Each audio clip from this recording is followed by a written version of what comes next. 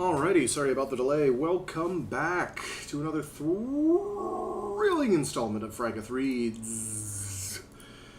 I'm Fraggoth, and today we're going to be reading more of Red Noise by whoever wrote that book. John P. Murphy. There we go. I wrote it just 5 seconds ago. And 5 minutes ago, sorry. 5 minutes and 5 seconds ago. I should know this. Alright. So previously on, why do I still have that on? Previously on, the miner kinda sorta instigates the Great Galleria Fight, and then promptly stays out of it. She then takes the hit for having started it, and quits Feeney's employ. Feeney's like, haha, this was brilliant, a master stroke, I am a genius. And then she joins Angelica. Actually, she farms Angelica for money in order to, because Raj just came back, and she knows where he got his little fez. It was from that science group of young science people who are now dead. Probably. And their ship is probably going to be chopped up for spare parts. So she goes for getting paid quite a bit. Angelica does not totally trust her, however, obviously. So I believe she's about to be put to the test. So yeah, the miner is pretty much shaking the establishment up and really messing things up for everybody. She is making it everyone's problem. All right. Let me just slurp down some more water here and we will get rolling.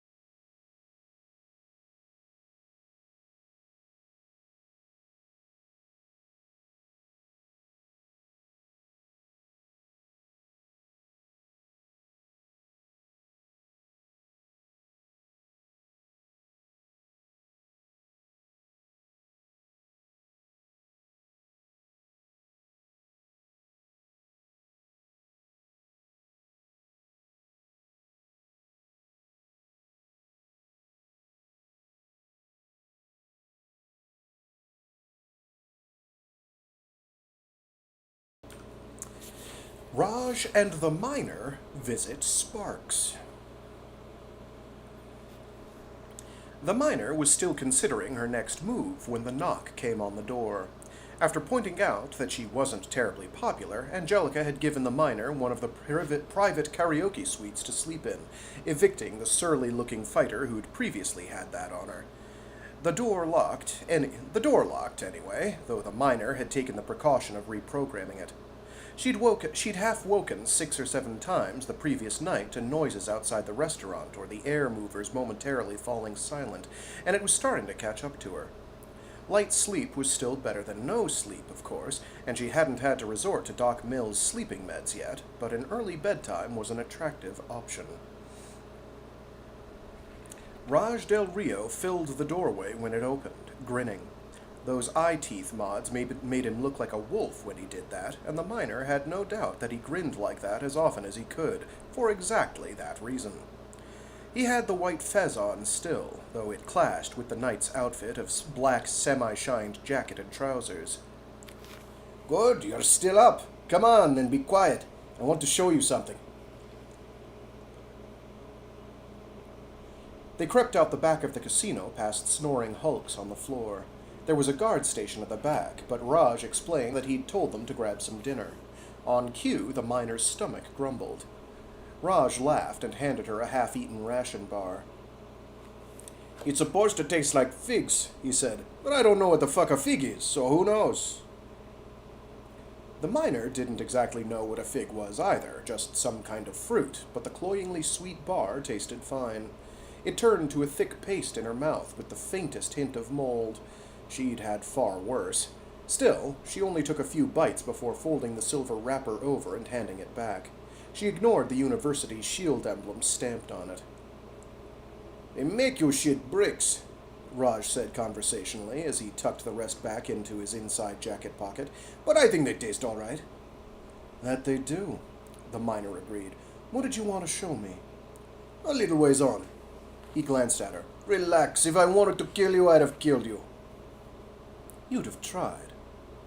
He laughed. Ha ha! I like you, sister. They talked companionably as they walked, and the miner found herself forgetting very easily her resolve to kill him. He brought up her sword and spoke knowledgeably on the subject of metal composition and whether annealing-based repairs were worth a damn. They both agreed not. That brought the topic to killing, a subject on which he spoke equally knowledgeably and with similar diffidence. This whole war is bullshit, he said. Feeney's all right, I like him. Get some booze in him and he's a real droog. The whole thing with Willie sucked, but it wasn't really his fault. He's just trying to be a boss and a grandfather both. That's hard. Willie? Willie? Nuke, I mean. I never got used to calling him that. How'd it suck? We were friends. He was a great guy. Little psycho, sure, but in this line of work, come on. No worse than Ditz or Monkey. He chuckled. Maybe no worse than me, eh, sister? She just chuckled. They walked in silence a short ways. What happened to Nuke, anyway? Raj surprised her by sighing theatrically. I don't know. All right, that out of the way. You can tell my dear sister that you tried, but I still don't know, and she can fuck off, all right? The miner gave him a puzzled look. What are you talking about? Angelica, she told you to ask that. The miner shook her head. Nope. Just curious is all. Honest. Oh. He looked mollified by that. Sorry. I'm tired of her trying to worm it out of me, but shit, I really don't know what the old man did with the guy. Think he killed him? Raj gave her a morose look, serious. If he has any smarts, he did. I thought you liked Nuke. I did. I like the old man, too. But you stab someone in the back like that, you better make sure he's dead. That's all I'm saying. He looked like he wanted to say more, so the miner kept her mouth shut. After a few steps, Raj went on. It was his fight with that shit-fucked trucker that did it, not just the... He waved his hand vaguely at his chest. He started fights once he got that thing in. He said he was playing on God mode now. Nobody could hurt him. Nobody could let him be hurt. Word got around, mostly. People stayed out of his way. So he started ambushing people, starting shit out of the blue. Huh. Yeah, I never seen my sister that scared. It was one thing when he picked fights with people who knew what that thing in his chest was. But one dumb shit trucker could have killed us all and never had a clue. You know what happens if you set one of those things off inside a space station, even a tiny one like that? Instant death for anyone standing close by. Radiation burns for anyone not behind a few inches of solid metal or rock. An expanding fireball that burns through plastic and thin metal. An electromagnetic pulse that knocks out unshielded electronics, including emergency systems. A pressure wave that travels the length of the station's air mover network, blowing out baffles and control surfaces. If you're lucky, the whole thing shuts down. If you're unlucky, it helpfully spreads radioactive particles throughout the entire inhabited space. Yeah, Raj said weakly after her matter-of-fact recitation. Something like that. They walked a long way in silence. Raj knew his way through the stained white plastic corridors down stairwells. The miner stopped at each landing and listened before they proceeded. Raj smiled indulgently the first 2 times, then grinned the 3rd time she did it. You give them way too much credit, he said. Anyway, this is our side of the station. Feeney's guys wouldn't come over here. You don't patrol it. You don't have enough people to claim this much territory. He cocked his head at her. How many do you think we need? She shrugged. I don't know how much you claim. You should be tagging the walls so your people know. You want to claim half the station? I'd want 200 people before I'd call it mine, or at least doubled up surveillance and a good face rec AI to monitor the feeds, trained on every face that goes into Feeney's hotel. Like yours? The miner didn't turn to look at him, but heard the grin in his voice. If I were you, I'd keep tabs on where I was. She said it seriously. You're probably right. You seem to know your shit. The thing is, the territory's ours because everyone kind of agrees it's ours. Sis hates Feeney like a bleeding hemorrhoid, but she doesn't want to piss off McMasters, and she still thinks Mr. Shine might come around. Tell me about Mr. Shine. He shrugged expressively. Big guy, used to run a casino, but got huffy when Sis and Feeney started fighting. He threw in with Angelica when she said Nuke had to go, but then when Nuke did go, he didn't want to knock Feeney off. So why doesn't he still work for Feeney? Because that old man ordered him to kill Angelica, and he said, fuck that, grow up. He turned wide-eyed. Literally, he told the old man to grow up. He's like, shit, half Feeney's age? So the old man blew his top, and Mr. Shine got mad and said some shit, and he kind of banished himself down to the bottom decks, down in the rock. A bunch of our people went down with him, the people who used to actually run stuff, and... and only got rough on the side, you know? Dealers and dishwashers and shit. Never fuck with a dishwasher, lady. Most of the crews up in the hotel and the casino are new. Pretty much anyone we could hire off the ships that come through. The miner considered that, and wondered how Raj knew what passed between Feeney and Shine. They suck. Yeah, I know they suck. But they all suck kind of the same, so it evens out. He favored her with another grin that was more like a leer. The white fez teetered ominously as he swung his head. Raj Del Rio's grand theory of mutual sucking. Think there's a Nobel Prize in it? No. He just laughed. So how would you beat Feeney with his little crew of misfits and assholes? She mulled it over, skipped the real answer, and replied, throw morons at them until they turtle in the hotel. Blow the seal so the station systems go on segment lockdown. Punch a hole in the hull over Feeney's office and vent Atmo until the breach plugs with corpses. She shrugged. Raj whistled. Shit, sister, that's cold. Cold works. Instead of responding, he said, we're almost there. Where's there? You'll see. They'd been walking for at least 10 minutes, but the miner had a poor sense of direction in the twisting corridors of the lower section, and her map was incomplete. They were on Deck 6, same as the drug lab, but that was all she knew. She toyed with the idea of killing Raj, but decided against it. Someone would notice they left at the same time, and anyway, they'd never find the body, which would defeat the purpose. Here we are, Raj said, interrupting her homicidal musings. The sign had been removed from above the hatchway, but the open hatch showed plainly where they were, one of the mechanics' bays, where the old military station would have performed ship repairs that needed dry dock. Off to both sides, where they couldn't be seen from the hallway, 3 bored-looking goons loitered. After you, he added.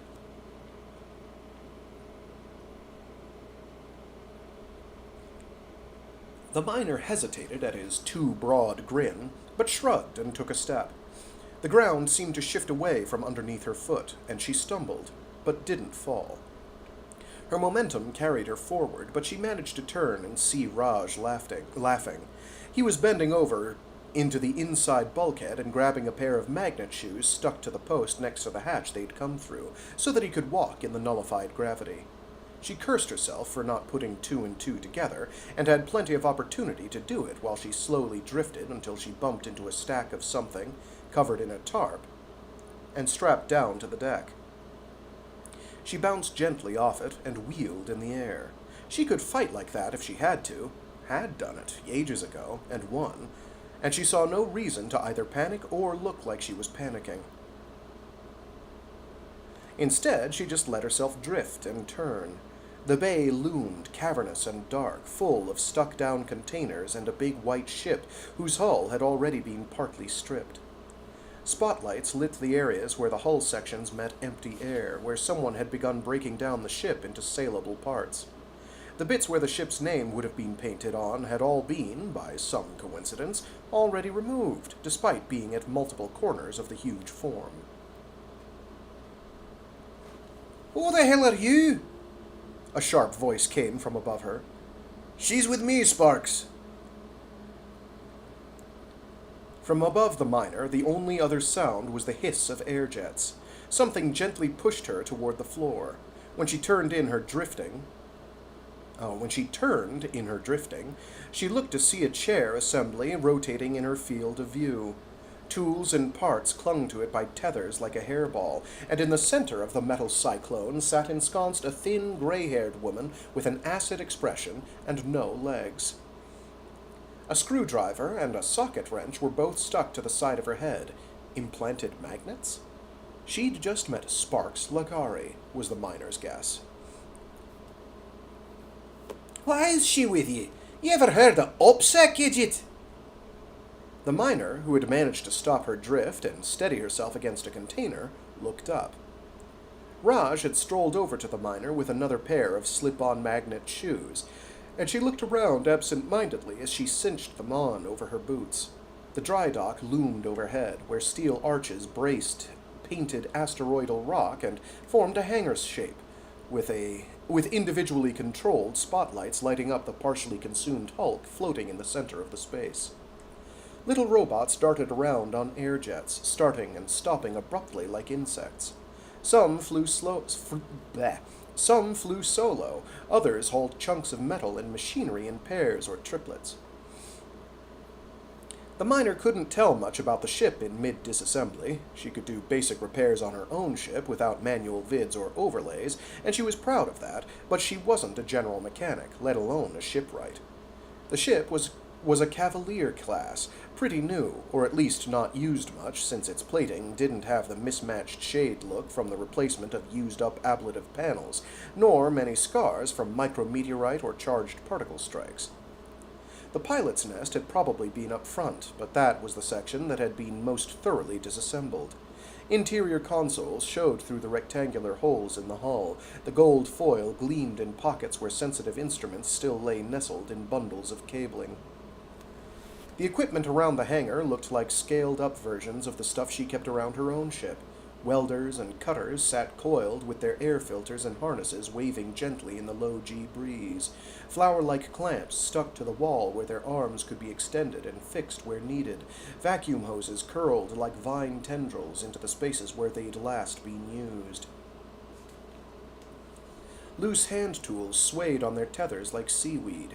Somewhere out of sight, she could hear the sizzle and crackle of a laser cutter at work on metal, and the breeze of heavy-duty air recyclers tickled the hairs on her forearms and neck. Sparks studied her as she looked around the space. "Nice," the miner finally said, straightening up as her feet clicked gently to the deck, and turning her attention to the mechanic. Sparks sat nestled in a heavily customized mover chair, her left hand lazily manipulating the major thrusters to keep her moving in a slow orbit around her guests. The mechanic herself was a lean woman with a hatchet face. The sleeves of her jumpsuit had been cut off to show well-muscled arms. Her welding goggles were pushed up into a rat's nest of gray hair that floated free in tangles and curls. Her legs looked to be cut off mid-thigh, with the ends nestled up against a welded-on backstop. Instruments the miner couldn't identify bristled on and in the... Okay, let's try that from the top. Instruments the miner couldn't identify bristled on and in the floating chair, with tiny lights blinking and flickering in a rainbow of colors, little jets adjusting her orientation and position with squirts of cold air that she could feel from a few meters away. Tiny antennas and manipulators stuck out at odd angles. "This is Jane," Raj said. "She's a bit of a badass. You heard of her?" Sparks craned her head this way and that, frowned at the sword. "Thought she worked for Feeney." "Not anymore." "Not exactly the okay. Not exactly the trustworthy type, then." We both used to work for Feeney too, Sparks. She grunted. Ach, that's different. Why'd you switch sides? The miner shrugged. Started a fight in the Galleria. He fired me to save face with McMaster's. I figured that made me a free agent. She stuck her hands in her pockets and looked at Sparks with a bland expression. She still had 2 listening bugs left. Shitty range and not much power left, but maybe worth dropping. So, why'd you join up with us? Like to gamble? The miner tilted her head to one side, but Raj answered for her. She liked my hat.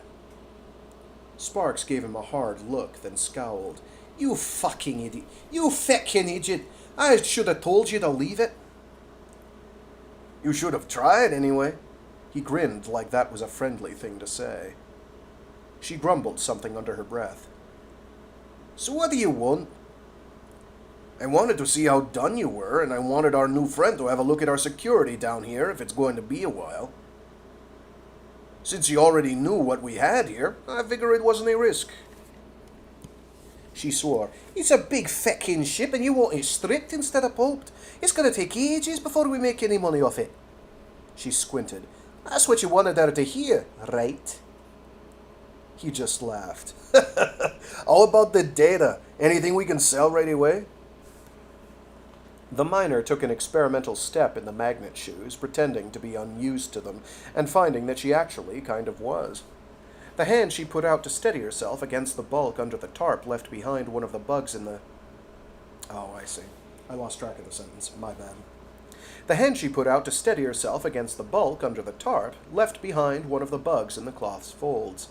It looked enough like junk that it wouldn't stand out too much if anyone found it, she hoped. Sparks shook her head. Not my thing. The miner pointed off at some storage cubes strapped down near the enormous outer hatch.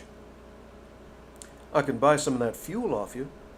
You bloody well can't. Do I look like a fucking dockmaster? She sneered and turned back to Raj. I sent everything I recovered that I can't use myself back to Angelica. Bank links for most of the crew, but you'd be a fucking idiot to tap those. I've got a recent link for the old man's account, the miner said. We could arrange for him to get a suspicious transfer of cash. Christ, you're as dumb as you look, Sparks retorted. You do that, the bank investigators will fucking swarm. They're worse than the Navy. Raj laughed again. It's not so dumb, just as long as we wait until you're done. Which will be fucking never if you don't get out of me hair. He held up his palms in surrender. Okay, I get it. Listen, I just want Jane to give this place a once-over and let me know what she thinks from a security standpoint. Then we'll leave you in peace. Sparks chewed her lower lip, studying the miner. It seemed like all the little antennas were pointed at her while she stared, gimlet-eyed, skeptical. Not sure I'm keen on her wandering around here.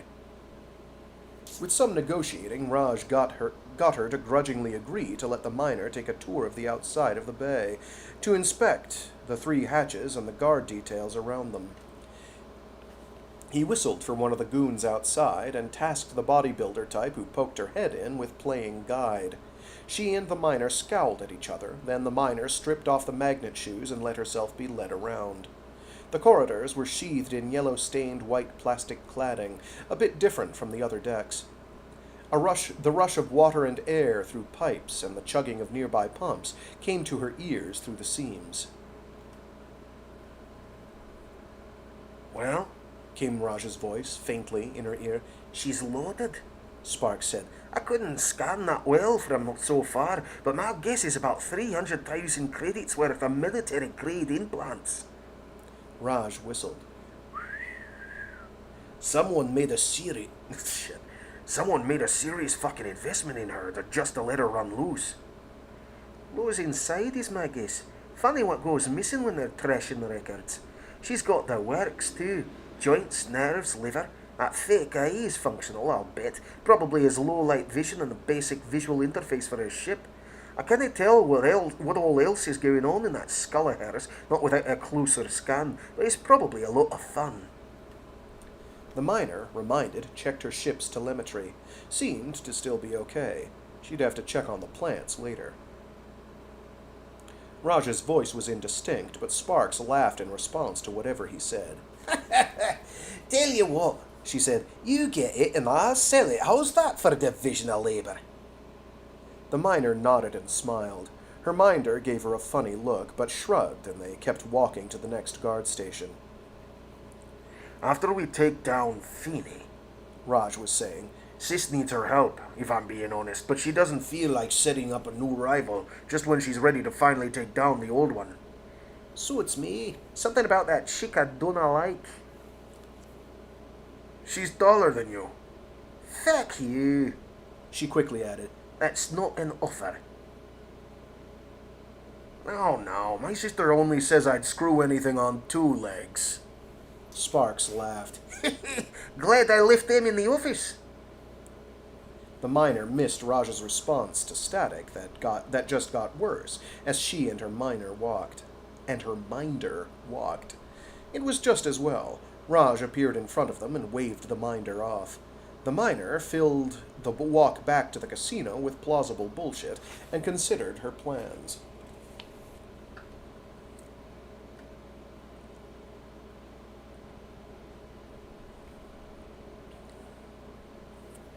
Screwball lists the options.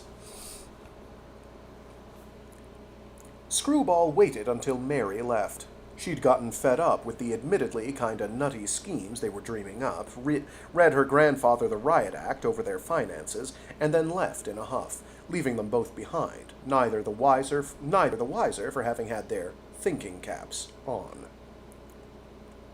With the old man in his cups, sunk into the big chair behind his desk like he wanted to be swallowed up, Screwball figured now was as good a time as any to come up with something brilliant. Or fake it. It seems to me, he tried again, that time's against us here. You've got a lot of money, but it sounds like maybe not a lot of income. Does Angelica have much from the casino, though? Feeney snorted. She's run the damn place into the ground, she has. She's got the chop shop too, remember? Okay. She's got the chop shop too, remember? Make some decent cash off that, a chunk at a time. Screwball considered that, and a dim little light lit in the back of his head. If she had something big down there, she wouldn't want McMaster sniffing around, would she? Feeney shook his head in a loose motion, the exaggerated gesture of a drunk man. No, we always pay the law pretty damn well to push off. Officially, the mechanics bay is... He snapped his fingers a couple of times. Out of service? Don't put words in me mouth, boy. Out of service. So, if Ditz shot some of her people near the mechanics bay, she might just sit on it? Feeney's eyes focused on him hard, and for a moment he thought the old man's drunkenness had just been a put-on. That's what I'd have done. Unfortunate, but the cost of doing business.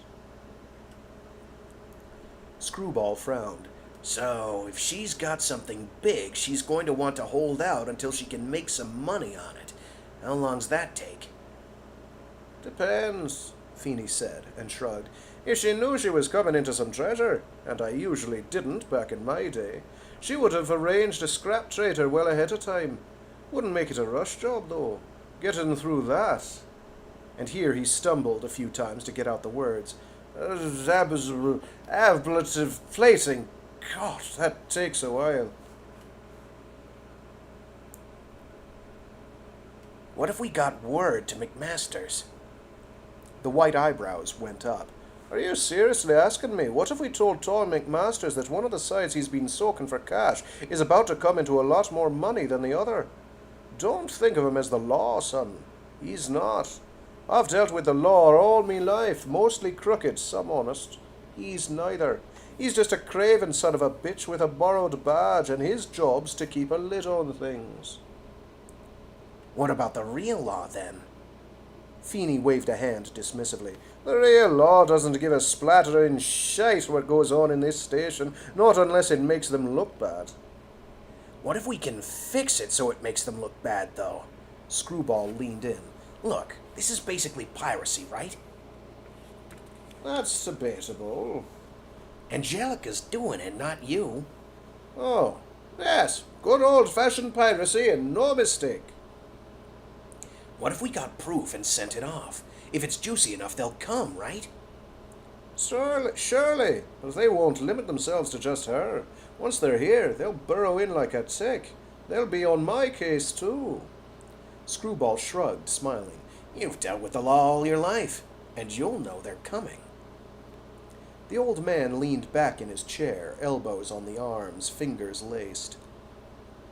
He stared at his knobby knuckles. There's something to that, my boy. You'd have to get in there, though, and you'd have to make sure Angelica never knew. If she thinks the jig is up, she'll have plans to hide the loot. I can get in there. Ditz knows that place like the back of his hand. Him and Nuke used to go down and smoke up with Sparks. Him and Wilfred, eh? His eyes went unfocused for a moment, and took on an odd look. It lasted only a moment, and he shook his head. A more dim-witted, dangerous pair I've never known. Their pal Raj went with them, you know. Good boy, Raj. Shame he was loyal to his sister, after all. Only really loyal man in the whole goddamn station, I think. Screwball was surprised when the old man came out of his chair fast. He walked across the office, steadying himself against the furniture and muttering that he'd had more to drink than he thought. Good stuff. And first he locked the door. Then he strode to the side wall, and at his touch a wood-grain panel at chest height slid open. The dull gray box inside looked like an old-fashioned safe, and even had an old-fashioned dial. I don't mind you seeing my little toy box, he said absently, but you ought to know that I've made damn sure that anyone who tries to force this open will have one hell of a bad day. It came open with a click, and he started to reach for something near him, then stopped. He got a sly smile on his face, then reached his forearms all the way into the cavity in the wall. He stepped back and cradled in both hands a small metal box. Slowly, he carried it to his desk and made a great show of setting it down with a surprising thump, despite the care he showed. If Mary knew I had this, she'd pitch it into space, he chuckled. Maybe me with it. Screwball started to chuckle along with him, but Feeney silenced him with a glare. He struggled a little with the 4 mechanical catches, but persistence won out, and the top half of the box came open like a clamshell. Inside a soft gray lining that fit it exactly lay a conical metal object. Feeney stood and stared at it, almost in awe. Screwball could smell the strong alcohol on his breath still. What is it?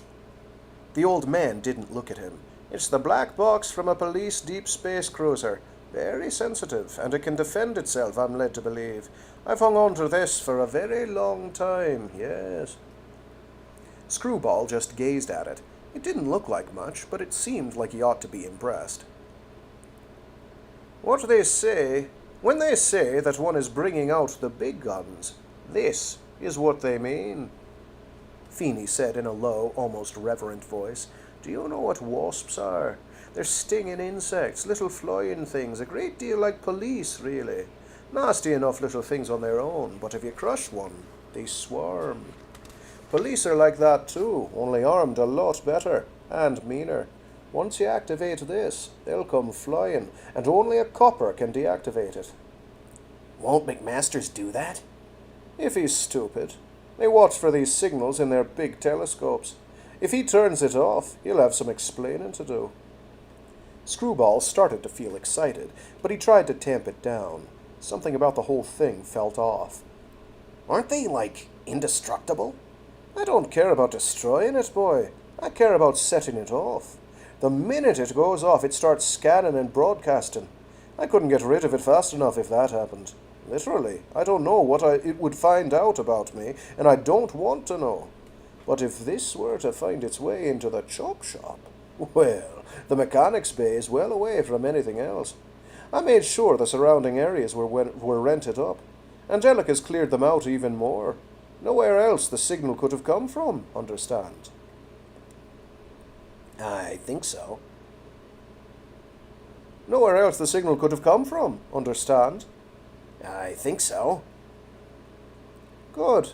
Now, it's easy to activate manually. A good thump might do it if you have to throw it and run, but otherwise, if you pinch these two plates at the top, I'm told that will put on a countdown timer. If 30 minutes go by and nobody pinches it again, off it goes. Got it? He flipped the lid back down with a snap, and Screwball jumped. Yes, sir. He frowned. He was pretty drunk, but he didn't understand why a police black box would need a countdown timer. I don't think I need to tell you that you want to be very far away from that thing when it activates. God knows what it'll, scan. What are its defensive measures? Oh, no idea. Don't stick around and find out, though. No, sir. A look of brief annoyance flashed across Feeney's face, until he realized that Screwball was agreeing not to stick around. Feeney put his hand on the box and looked Screwball in the eye. Do not let Mary see this, under any circumstances. Right, sir. He swelled with slightly alcohol-enhanced pride at the trust he was being given. Go alone. If you get caught with this, we're all in a heap of shit. That means especially. He pointed with a swaying finger when he said, Don't bring dates.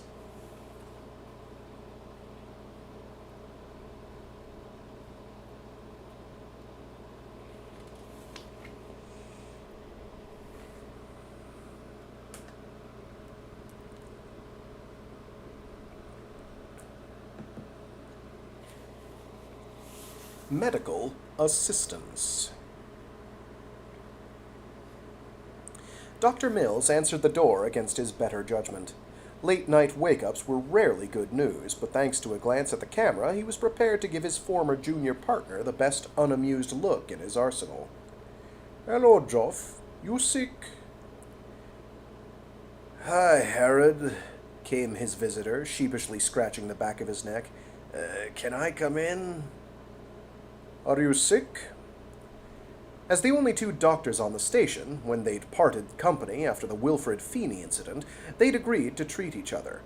Each privately thought he was getting the raw end of that deal.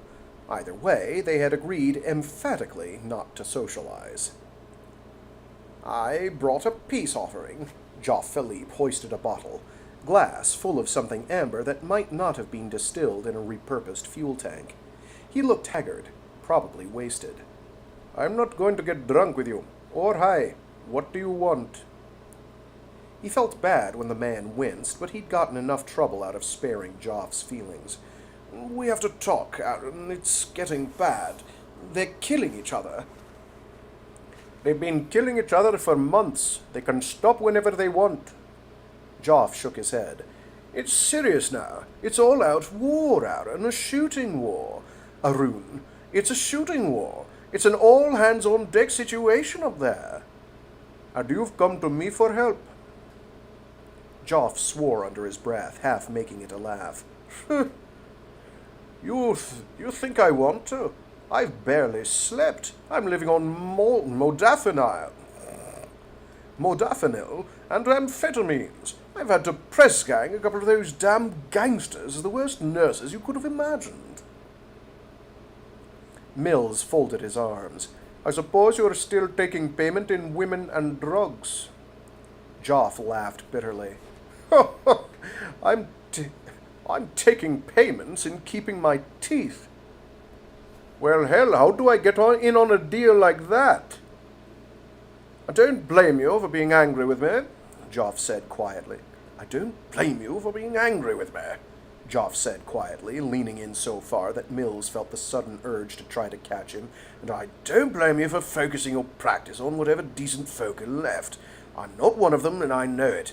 But the only reason I'm not even busier than I am is half of these poor Burks are just being left to bleed out where they fall. It's a nightmare. Please. I'm no trauma surgeon, Joff. Me neither, but I've learned. God, I've learned. Just do what you can.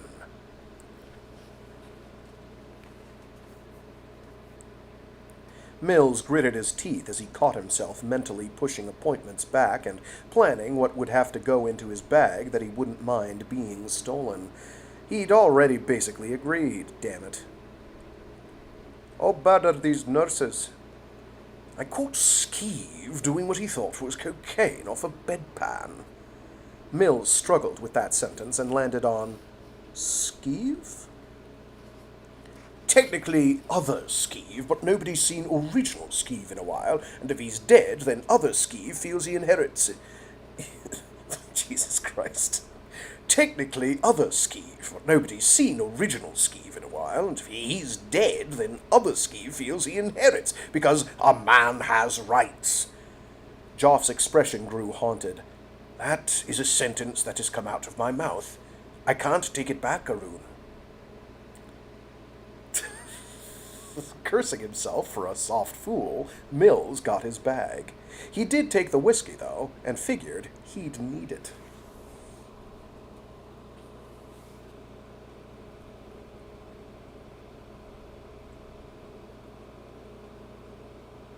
Screwball takes a shortcut. Where you going, man? Screwball almost jumped out of his skin at the sound of Ditz's voice. He thought he'd got out the back entrance without sticking out too much, just nodding to the guys on guard. Oh, hey, just out. Cool. Ditz strolled up and fell in beside him. Not smart to go wandering on your own. Angelica's people are around. Yeah, I know. It's just, I got a thing to do. Ditz kept walking, nodding amiably. I mean, like, by myself. Oh, it's okay. I'll keep you company. Screwball sighed. They were at the stairs now, and it took him a while to pick through the barricade of upended tables and broken hotel furniture. A mattress in the corner, and 2 chairs near it, were supposed to be for the guards, but nobody wanted to hang out that far from the hotel anymore. A single camera was glued to the wall up high, and it might have worked. I mean, I'm not supposed to take you with me. Ditz grinned, and Screwball realized with a start that he wasn't actually high. Sure, I get it. But, like, did anybody say you're not supposed to let me be coincidentally but consistently, like, adjacent to you? I'm pretty sure that's what Feeney meant by not taking you with me. Sure. Only, here's the thing. This seems secret. Yeah, it is. Right, and I just don't trust me not to talk about it. It just, like, slips out, you know? Screwball sighed again. God damn it, Ditz. God damn it, Ditz, indeed. He nodded sagely and got over the barricade in one hop. Listen, you've been pretty strung out lately, and believe me, I know. Ditz pushed the door to the stairs open, and Screwball followed. There's been a lot of fighting. The old man seems to really trust me. Yeah. Ditz's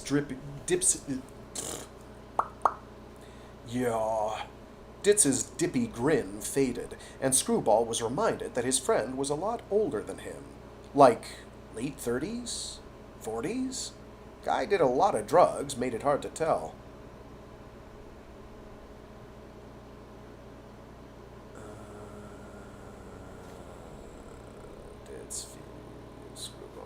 Screwball.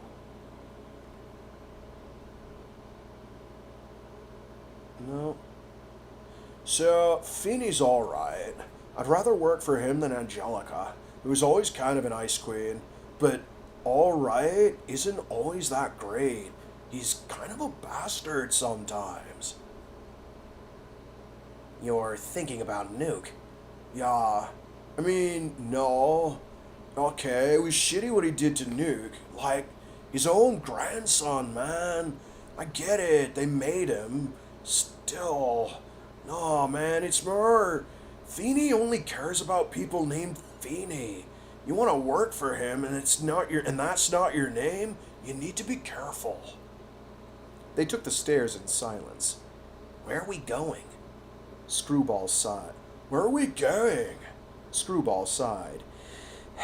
I'm supposed to plant this thing in the chop shop. It's a police black box, like from their ships. If I set it off, it calls for help, and then they'll come and bust Angelica. Huh. Cool. Never seen one of those before. Let me have a look.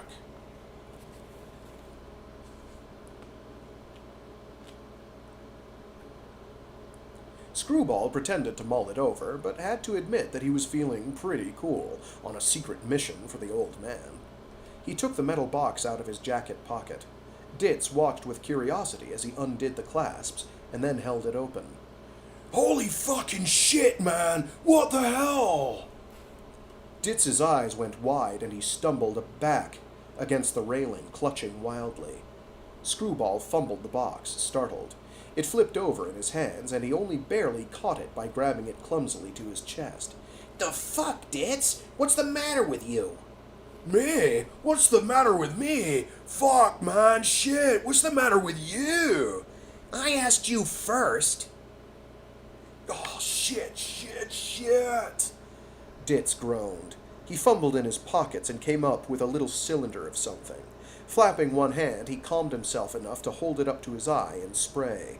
He squeezed his eyes shut and swore a bunch of times. What? Screwball watched in growing panic, clutching the box to his body and staring at his friend. What are you... What? That's no police black box, you asshole. That's a fucking atomic bomb. What? Screwball yanked it away from his stomach and almost dropped it again. What the fuck are you talking about, atom bomb? That's the same bomb Nuke had, man. The hell are you doing with it? Feeney gave it to me. He said it was a police... What the fuck, man? Calm down, man. Just calm down.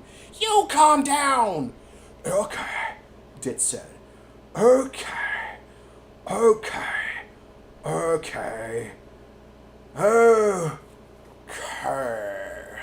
Stop saying okay, you're freaking me out. Ditz looked a little bug-eyed still, but kept his mouth shut. Screwball's pulse was starting to come down to a level where he wasn't worried he'd keel over from a heart attack, and with the panic subsiding, he started to feel frustrated. Ditz folded his arms and furrowed his eyebrows. Screwball wished he would say this was a bad idea so that he could deny it, but Ditz just stood there looking stupid instead of saying something stupid Screwball could argue with. And then he realized he was angry. Look, Ditz, we're expendable, disposable. Nobody gives a shit about the grunts, but you know what? I don't intend to stay a grunt. I intend to make something of myself. If I come back, Feeney will think I'm a loser. But if I do this... Listen, Ditz. If I do this, I'm not just some grunt anymore. He waited for Ditz to respond, but got impatient. Look, you said before that Newt told you this thing wasn't that big a deal. Just like a little local explosion, right? Yeah. Ditz frowned. So if I go all the way to the end of the bay and stick it on the outside door, nobody'll get hurt, right? I dunno. And they'll lose the use of the mechanics bay. But there's another one on Feeney's side of the station. Yeah, he uses it for storage. So where's your friend Sparks going to go? Huh. You can distract her, right? Keep her away, safe? Ditz considered, then started slowly nodding. I can get you in. How? There's the emergency airlock. In case somebody gets stuck in the bay when it's depressurizing and they're like too far from the main one. It's supposed to be impossible to get into from outside, and there's supposed to be an alarm so nobody ever guarded it, but we used to have it hacked so we could get in and fool around. Get high, ox play, that kind of thing. Screwball furrowed his brow. You mean horseplay? No, ox play. Like oxygen. It's an airlock, dude. You can mess with the oxygen levels and screw. If you set it real low, you get these amazing orgasms. If you set it high, you get this awesome energy that can go for hours. Shit, man. People die doing that. Ditz grinned. I'm immortal so far, dude.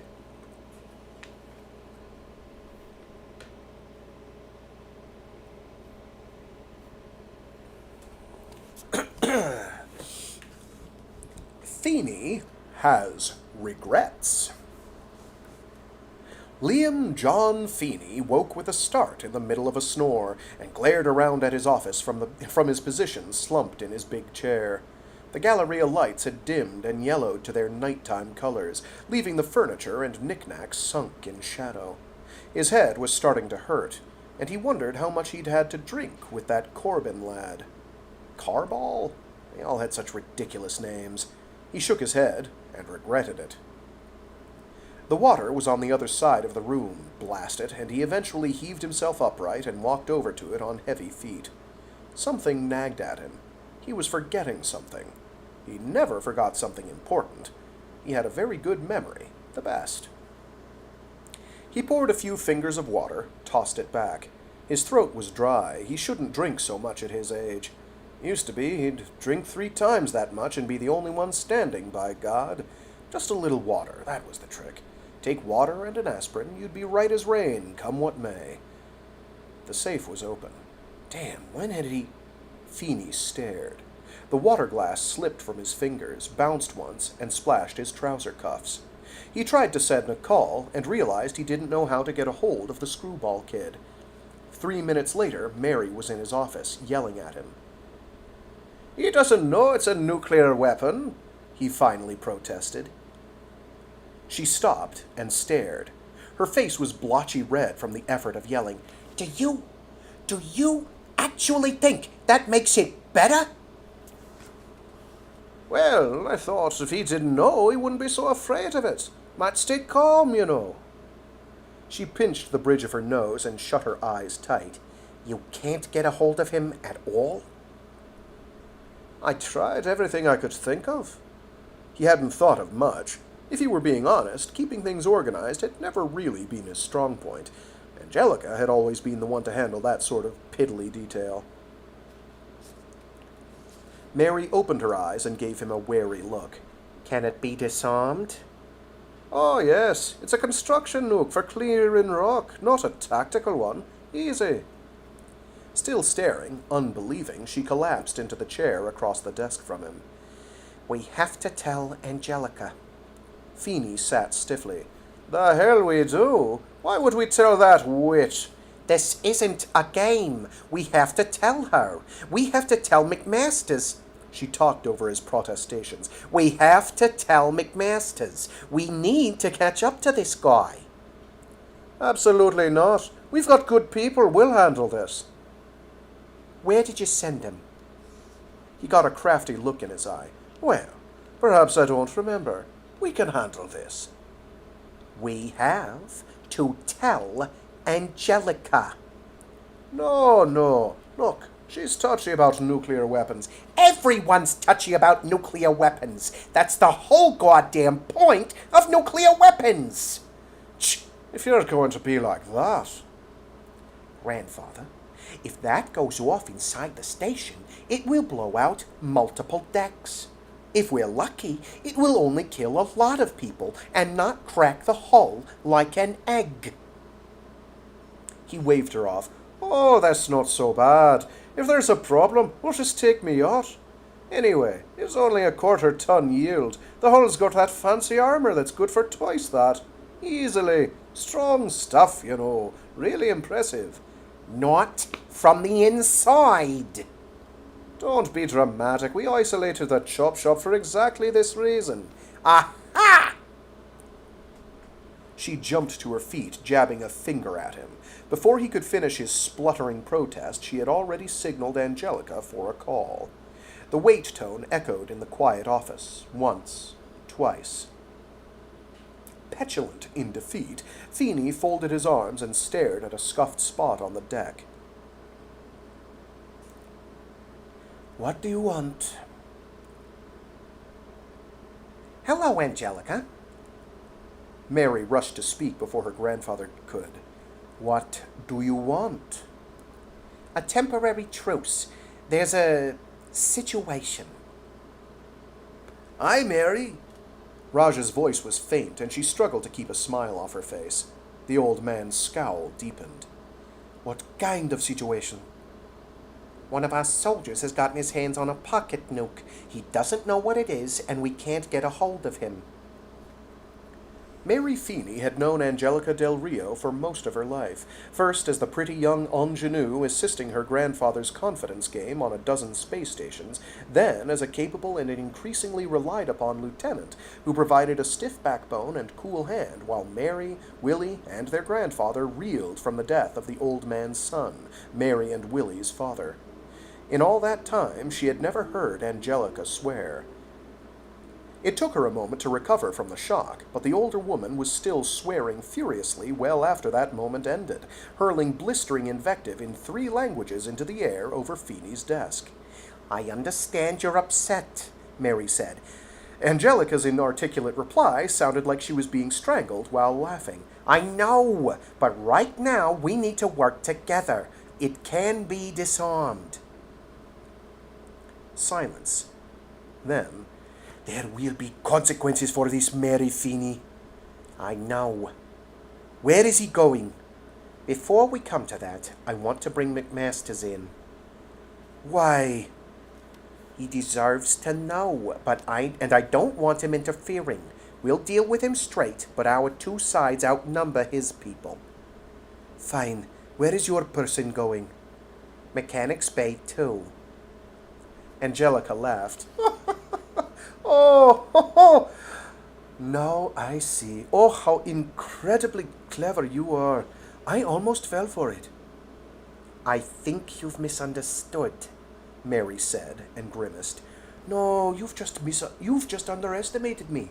Very good bait, Mary. I absolutely believed your grandfather would be that careless. Believed it very easily. Oh, I dare say you sent one of your little idiots down there. But you think I've got something there that McMasters would like to see, don't you? And you know that he's not going to go sniffing just on your say-so. He's not willing to be your cat's paw. But you think if you force him to go, if I invite him to go, he might see something that he can't unsee. Is that it? Angelica. Feeney could hold his indignation no longer. I told you so. That witch. They started talking over each other then. Mary felt suddenly very tired. She sat to shield what she was doing and sent a message to Raj. To hell with Angelica's spying. Not a trick. Going there now. Time for plan B? The response was fast. K. It was followed just as fast by miss you. Mary stared at it, nodded once to herself, and cut the call. Feeney looked put out. I'm too much of a gentleman to say I told you so, he sniffed. How do you disarm it? We'll have to catch up to them first, and we can't do that now that Angelica's going to swarm. Let me worry about that. I'll force my way in if I have to. How do you disarm it? He heaved a dramatic sigh, but obliged her with a short explanation, finished with a twisting gesture. He spread both hands palm up over the empty spot of desk he'd been demonstrating over. Not hard. Good. When he turned his back, she messaged, You too, and left.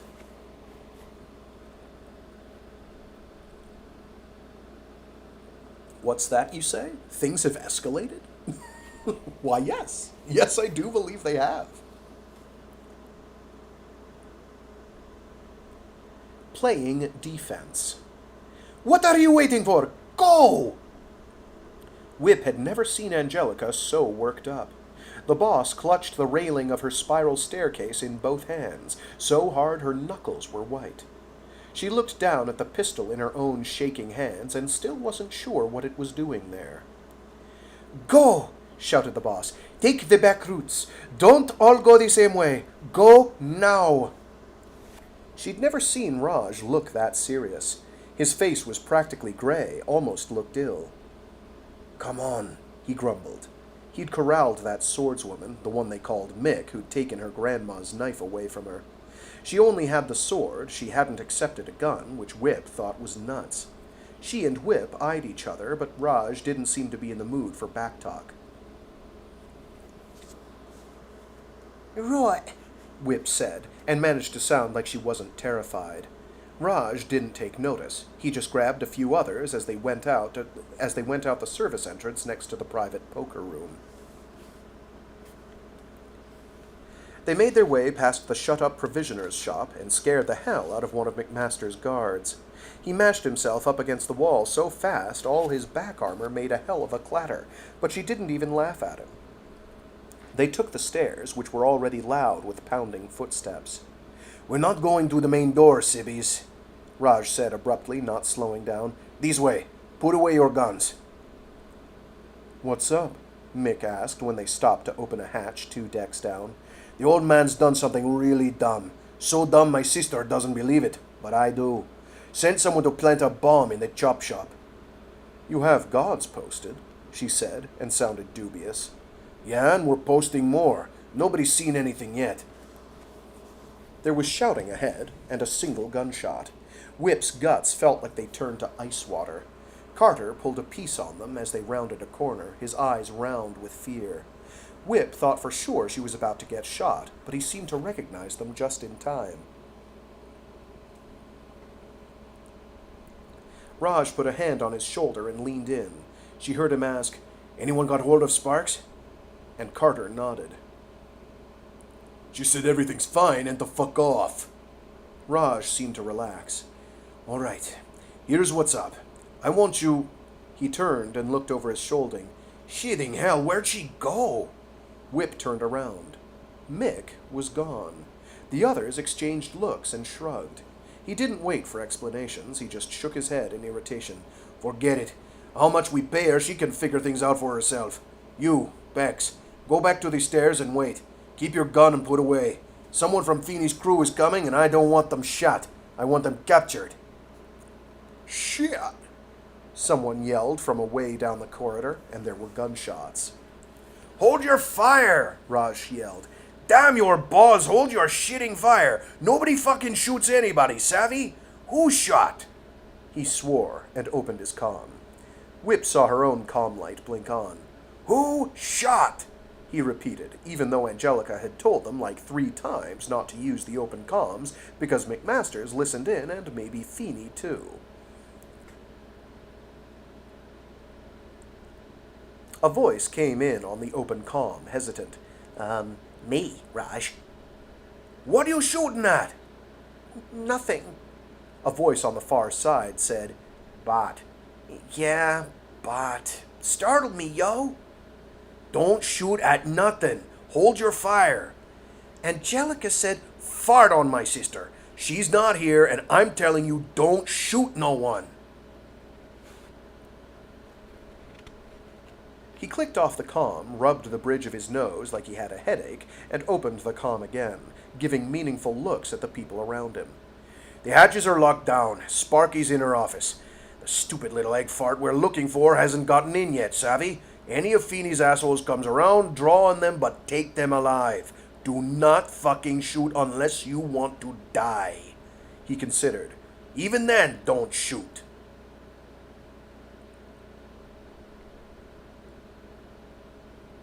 "No need, Raj." Whip's head shot up and she spun with her own gun ready. Raj grabbed hold of her wrist, hard. A woman with elaborate facial tattoos and rows of implanted spikes on her face stood behind her, palms up in surrender. Whip gasped. "Why, hello, Mary Feeney," Raj said, showing his teeth. "I wondered if I'd see you today." "I said I'd come," she said quietly. She didn't seem to notice all the guns and angry looks around her. "You going to keep your end of the bargain?" Raj nodded once. "Stay off the air. Nobody tells my sister nothing," he said aloud. "Not until we're done. That's a goddamn order, and I'll shoot anyone who tattles. Savvy?" In the silence he said louder, "Savvy?" Whip muttered, "Savvy," along with the others. "Good," he said. "Miss Mary Feeney's our prisoner, and we're nice to our prisoners." He nudged Whip, taking her gun as he did. "Go search for a pal for weapons." He grinned at Mary and said, "Hey, no offense. I'd have come armed." She smiled faintly. "None taken." Whip patted her down fast and wasn't real sure what she was doing, but didn't feel anything that might have been a gun or knife or anything, and she said so. "All right, sister," Raj said. "Let's see if we can keep your grandfather from blowing us all up, eh?"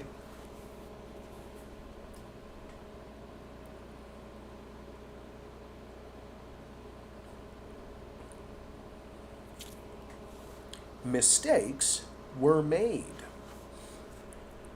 Ditz and Sparks laughed at each other. They were high as kites, naked as jaybirds, and felt grand. Man! Oh, wait. Ah, man! Sparks said. I missed this. I missed you, man. Oh, I missed you too, Ditz said, and only felt a little bit bad. He thought for a second maybe he wouldn't raise the alarm, maybe he'd just stay and go out with a bang. He laughed again at the double something, the word bang, because that could mean an explosion or sex, and she didn't seem to notice or care. Wait, he hadn't said that out loud. She hadn't seen Screwball. Shit. He heaved a sigh. Better get dressed. You're gonna hate me for this. Her dreamy laugh died down. What? What did you do? She sat up suddenly. Is this what they've been bitching about on the comm? He fished her jumpsuit out from under the desk and tossed it over before he started tugging his pants on. He was a gentleman, after all. Your shop's gonna blow up. What? Her anger fought through the drug haze and confusion. The fuck, Ditz? Sorry, he said, and really felt miserable. You can go use Feeney's shop if you want. Fuck Feeney. Why would I want to use his shop? Ditz was interrupted by the door sliding open and Screwball leaning into the room, his eyes wild with something between panic and triumph. Here you are. Shit, I've been looking for you. Come on, man, it's set. Come on. What the fuck, Ditz? Sparks started to slap at his hand, offering one of her prosthetics, but she seemed to think better of it and grabbed it. What's set? One of those little pocket nukes. She made a strangled noise, staring at him in a bug-eyed horror, cutting through the remains of a fine high. It's not that bad. Are you fucking kidding me, Ditz? Not that bad. Come on, You're out of your minds. Sparky. Don't you Sparky me, you backstabbing son of a bitch. Now, come on, we're gonna blow up. She stopped suddenly in the process of attaching her leg and stared at Screwball. Did you actually set a nuclear bomb? Screwball looked sheepish. Kinda. We really better go. Sparks swore and set to work putting her legs on at speed. Ditz tried to help her and she swatted at him. The other door to the office opened. Raj and... Whoa, Mary! Holy shit, wow! Ditz stared. Did you, I'm all right, Mary said, but I'm captive. So are you two, so put down your weapons. She hesitated. And zip your trousers, Jesus. Raj turned to Screwball, holding a pistol on him. I remember you. You're the little skid mark I schooled. Where's the bomb? Screwball stood up straight. I'm not saying shit. Christ, I'm going to lose more IQ, aren't I? Mary interrupted. Corbell, where is it? This is serious. We have to turn that off. He visibly wavered. Ditz sighed. Jig's up, Screwy man. This was a dumb idea anyway. Screwball seemed to deflate, and Ditz felt bad for him. Dude finally got a chance to really look good for the old man, and it all went pear-shaped, as usual. Somewhere near the doors. Dunno for sure. They all stared at him. Somewhere, Sparks started. Near the shitting doors? Raj finished. The holy hell's that supposed to mean, my brother? How don't you remember where you put a nuclear sharding weapon? Yeah, but Screwball coughed. There was someone in there, that chick with the sword, Mick. So I stuck it in a bot and told it to go to the doors.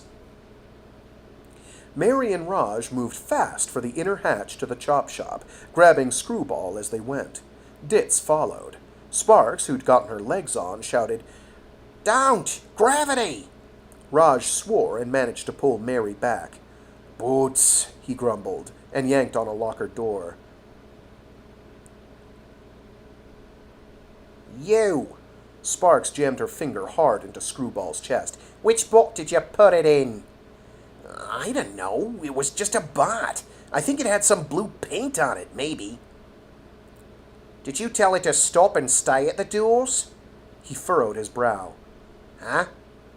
When you told it, she said, punctuating her words with more angry jabs, to go to the doors, did you tell it to stop there and stay there? Bots don't just do what you tell them.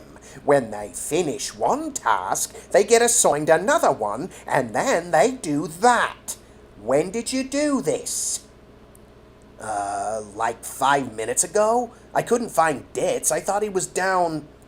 He trailed off, seeing that he wasn't going to get a word in between the swearing on all sides. Ditz tried to give him a consoling look, but Screwball wouldn't look him in the eye. Sparks pulled up a console on her wall and jabbed at the air in front of it. How much time do we have? Like 20 minutes still, Screwball said. At least. She nodded once, curtly. Go, she commanded. If it's one of mine, I can find it and call it. I'll just make them all come. Get them down to the shop floor. They can't come in here. If you can't find it in 5 minutes, I'm getting out of here. Raj and Mary, now booted up, frog-marched Screwball out of the office door. Ditz lingered. Listen, Naya, I'm really sorry. I feel awful. Go feel awful at someone else, you turncoat, she growled, not looking away from the screen. He pulled a pair of sandal-like mag boots out of the locker and stepped gingerly into them. They gripped the sides of his feet, felt really weird. He gave Sparks one last mournful look, then went out the hatch and down the gangway. Ditz struggled to suppress a moment of panic as he looked out over the mechanics bay. Wide-open spaces like that already creeped him out, and the big, half-broken ship looming over him didn't help. But the sight of dozens of robots converging on him from all directions and above was enough to make him want to bolt. Something made a loud hissing noise away down the end of the bay. Screwball grabbed the nearest bot, twisted it to see its back, and then pushed it away. Not it, he muttered. Not it, he muttered. Louder, he said. It had some, blue paint on it. Ditz grabbed a robot out of the air, more because it freaked him out than anything, but he turned it over in his hands. It made little plaintive beeping noises and had a green light, but no blue paint. On either side of him, Mary and Raj were doing the same. As they tossed bots away, they buzzed off. No, muttered Screwball, savage in his panic. Another one had red paint, the third green. Hey, Ditz said, you're not, colorblind, are you? I mean, it's cool if you are. I'm not colorblind, Screwball snarled. Cool. He grabbed for another bot, but it danced out of his reach. It had blue paint on it. Mary must have heard him gasp. She twisted around and grabbed for it, too. Raj was faster. He got hold of it and shoved it in Screwball's face. Well? That's it. Screwball tried to take it, but Raj held it away. He opened its cargo cavity himself. His expression turned grave. What are you trying to pull here, brother? He spun it to show the cavity empty. That's the one, Screwball said. I'm positive that was the one. I swear to God, Raj, I put it in there. What's that noise? Ditz didn't like the tone of Mary's voice. He followed her gaze toward the source of the hissing he'd noticed before. The person-sized airlock's red light was on, and he could hear the grumble of the air cylinders. Next to its inside hatch there were 4 harnesses for spacesuits. 3 suits were slashed open. 1 was missing. The airlock clanked once more and lit up green. All 4 of them stared at it, and when the inner door finished its cycle and opened, it was empty. Mary tried once to say something, failed, and then managed, in a hoarse whisper, "Run!"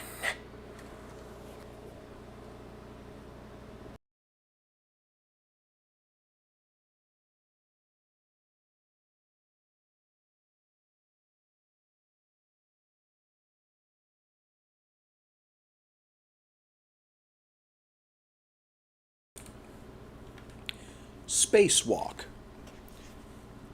The trick to spacewalks was to not think about how stupidly dangerous they were. The miner hated them under the best of circumstances. These were not the best of circumstances. The suit she wore was made for someone bigger than her, and the positive air pressure blew it up around her so that her fingers didn't reach the end of her gloves unless she tugged on the elbow with the other hand. She didn't bother to do that, occupied as she was with moving hand over hand with a nuclear detonator stuck magnetically to her chest, and her sword swinging so wildly on its tether that it kept knocking on her helmet and startling her. The rolling tether stayed anchored magnetically to the steel guide strip bolted to the asteroidal rock below the handholds, so she probably wouldn't go drifting away to a lengthy and unpleasant death. Its bearings skipped and stuttered on the surface and would have been making a horrible scratching noise if she could hear them. That left the more likely brief and bright death at the hands of the small device, whose timer currently read less than 30 minutes. When Raj had described the situation, her thought had been that this would be a good cover to slip in and blow up the mechanics bay herself. That had been, she felt, a good plan. One that she probably should have abandoned when she spied an idiot with a nuclear weapon. She should, in fact, have abandoned the station entirely.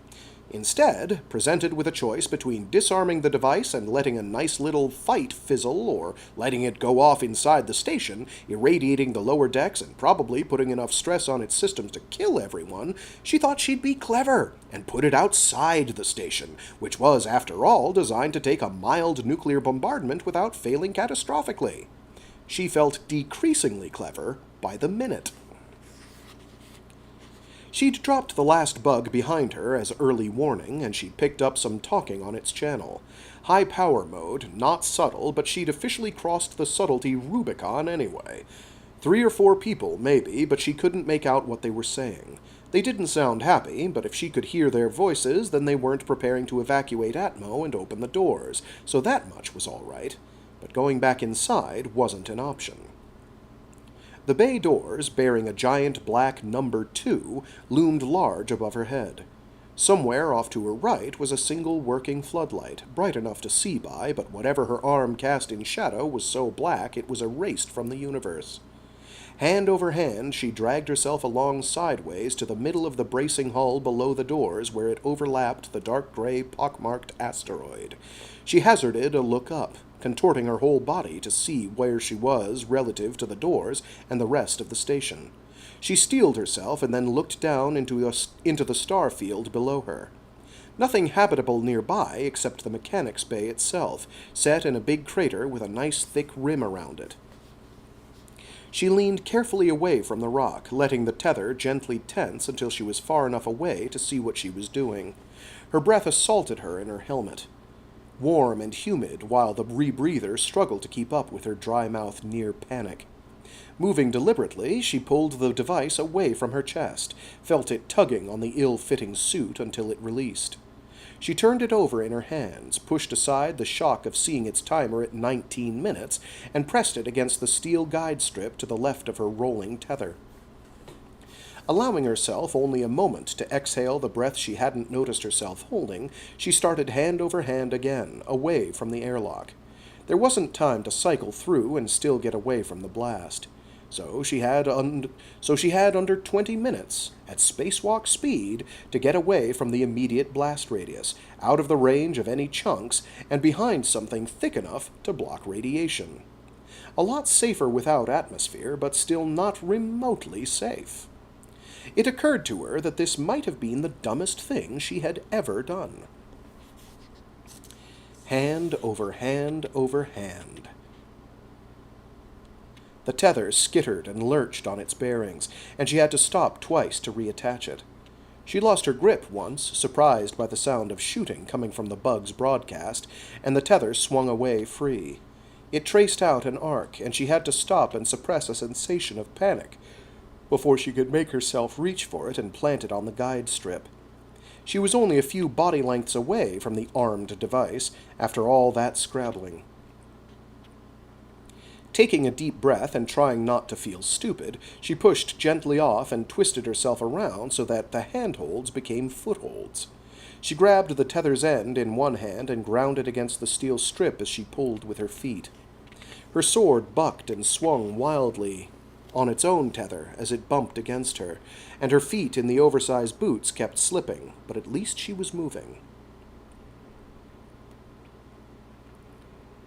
It was too slow with the tether. She pulled hard and dragged it to the edge of the steel strip until it released. That was stupid, but hoisted by her own atomic petard was worse. She looked at her new up. The rock jutted out a fair ways. If she could get to the other side, she'd be clear. The hand-over-hand scrabble resumed with her feet to assist. The rock protrusion didn't seem to get any closer, and that stupid suit made her feel like she was swimming in fabric. 10 minutes. Her arms and legs ached, her fingers burned from the strain of squeezing the inflated gloves. She kept them like claws and just hooked at the handles. Her head swam in a swamp, and her brain felt hazy from breathing her own carbon dioxide. She could still hear the distant high-pitched popping of a firefight somewhere inside near her bug. 5 minutes. 3. The rock was upon her before she recognized it, and she scrambled up and over it on the mere half-dozen handholds someone had bolted haphazardly into the asteroid. Her arm reached for the next one, and missed. Somersaulting in the void, the miner's body twisted away from the rock, propelled by her own momentum. The promontory drifted by, and she couldn't grab the handhold, only brushed it with her foot to send herself slowly tumbling. Handholds went by her visor, out of reach. Twisting her body, hyperventilating herself into a stupor, her hand knocked against her sword and then grabbed it. She lashed out with it like a boat oar, bounced off one handhold, and then hooked the next. She pulled it with all her strength, levering herself back onto the rock. Her knees hit hard and jolted her, but her hand shot out and grabbed the loop of steel hard. Her left hand trembled as she held fast. She found the tether and swung it around. She didn't see where it attached, but when she pulled, it was taut.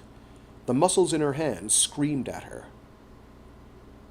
And finally, with all her senses rebelling against it, she had to let go. The tether held, and she untensed all the muscles she'd been clenching in fear. She couldn't see a thing around the bulge in the asteroid. She wouldn't have felt the blast at all if her hand hadn't been resting against the rock. It lurched under her palm like it was alive, and she looked out into space to see in the cone of the flood lamp. Okay, let's try that. She couldn't see a thing around the bulge in the asteroid. She wouldn't have felt the blast at all if her hand hadn't been resting against the rock. It lurched under her palm like it was alive, and she looked out into space to see in the cone of floodlight lamp a fine glittering spray of molten rock and metal.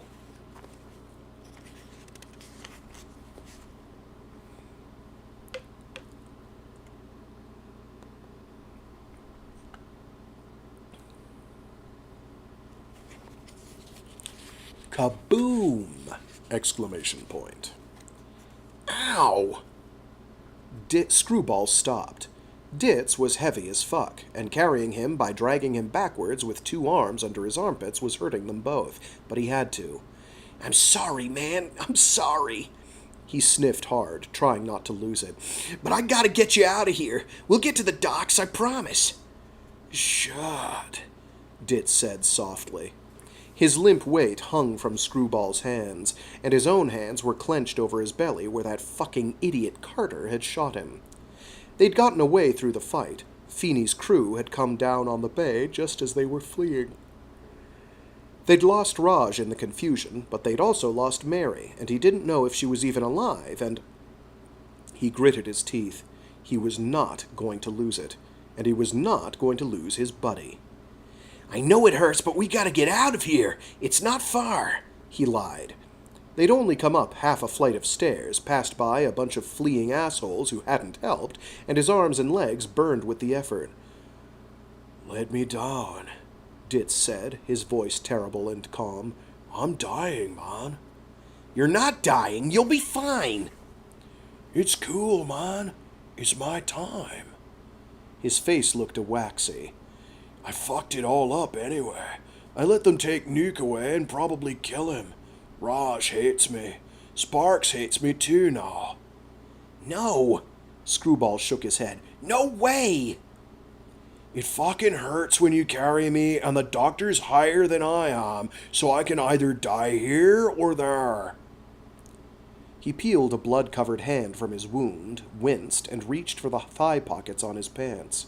Failing twice to get the flap open, he closed his eyes and said, Dude, dying guy trying to get his drugs here. Lend a hand? Screwball hesitated, then dove into the flap. He pulled out a crumpled little package, which Ditz took from him. Scrabbling at the paper with blood-slick fingers, he dry-swallowed all 3 tablets. Then he closed his eyes, resting against Screwball's legs. There we go, he mumbled. If I gotta leave this world, man, then tripping balls through a nuclear blast is the way to do it. That's style, yeah? Screwball sniffed. I'm sorry, man. Takata, get out of here, all right? If I'm worried about you, I won't enjoy the ride. I don't even know your real name, man. George. Screwball blinked. George? My parents were assholes, all right? Steven? He chuckled. Goodbye, dude. Stay alive. He coughed to clear the lump in his throat. I'll miss you, man. You too, buddy. Now fuck off. Screwball tried to gently rest Ditz's heavy form against the stairwell wall, but he was really limp already, and thumped his head. The beatific look on his stoned face barely flinched. Screwball bit his lip and tried to think of something to say, and when he couldn't, he fled up the stairs. He took them 2 at a time, scrabbling and stumbling and slipping sometimes and banging his shins hard. He kept running all the way to the top, where the Toffs lived, and where Feeney always said McMaster's goons would beat him to a pulp, but he didn't care. He stood at the top landing and panted. Screwball felt it in his knees and his guts before he heard it, an all-shaking bass thump like God's foot up his ass. He stood numb as the floor rumbled, as the roar echoed in the stairwell around him, and then as it subsided, he sank to his knees and cried. And that, I think, is where we will call it for today. Probably got like 2 more installments, maybe 3 on the outside if things go weirdly or poorly. Yeah. So on that dramatic note, I will see you all the day after tomorrow.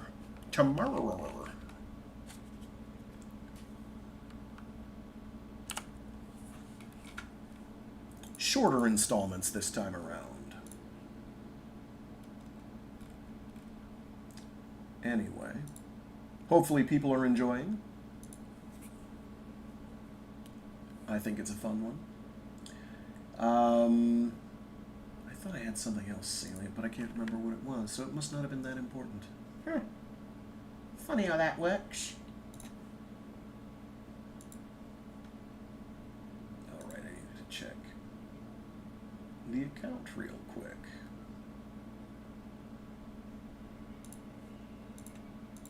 Let's make sure nothing weird's happening.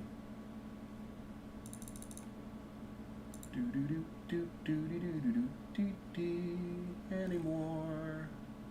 Copyright claims. No, doesn't look like it. Okie dokie.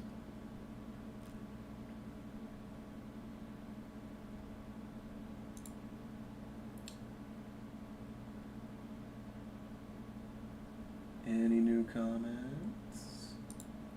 Let's find out.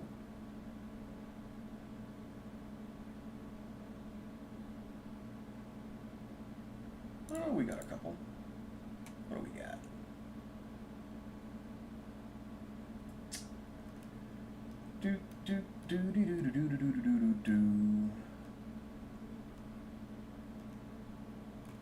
Let's see. Kyle Bierman, 2059, comments on Hyperion. 2 quotes this brings to mind, one you probably know and one that may be new to you. Beauty is truth, truth beauty. That is all ye know on earth, and all ye need to know. John Keats. An actor is the priest of beauty and truth. Konstantin Stanislavski. Thanks for the journey, and thanks for being a priest of beauty and truth. Thank you. I like that one.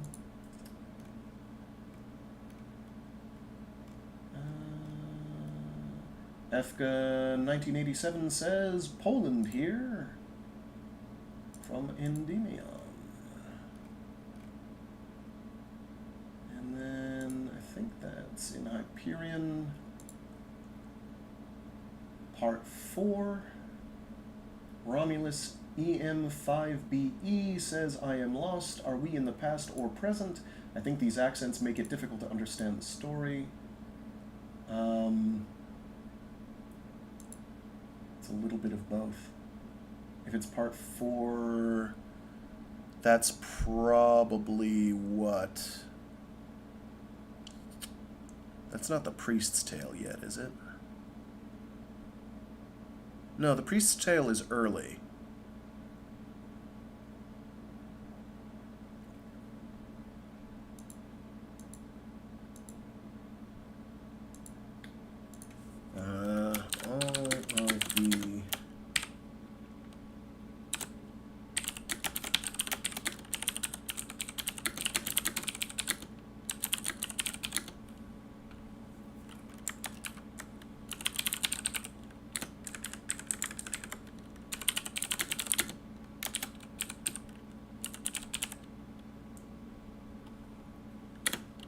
All of the... The X's Tale sections of the book are generally from before the Pilgrims got together.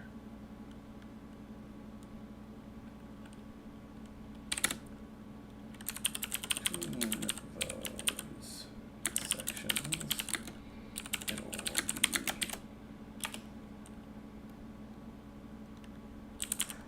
present timeline.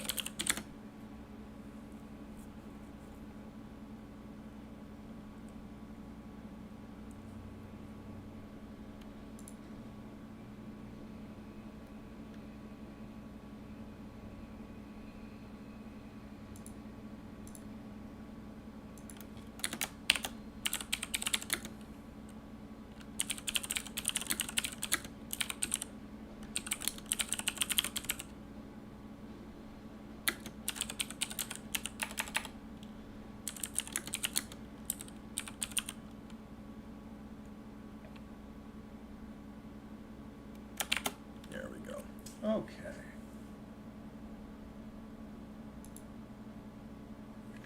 Alrighty, with that I'll leave you all to it. We will continue this the day after tomorrow, and then probably we'll be finished next week, pretty much without fail.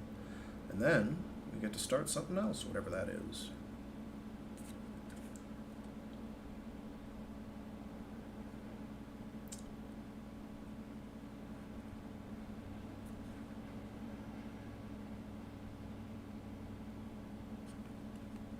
Alrighty, folks. See you all later. Thanks for tuning in. Toodaloo. Whatever my usual spiel is. What is that? Stay safe, stay sane, be decent to each other. That's the one. I remember now. I'm back.